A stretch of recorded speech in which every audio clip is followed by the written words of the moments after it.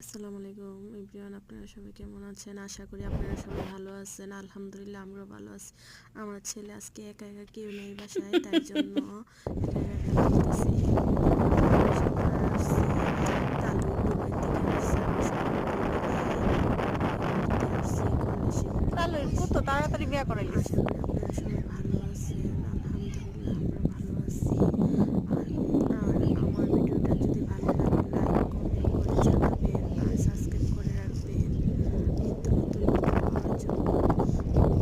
আর আমার বাংলাদেশে অনেক বাতাস বইতেছে, অনেক ভালো লাগতেছে, ঠান্ডা ঠান্ডা আবহাওয়া। বাসার মধ্যে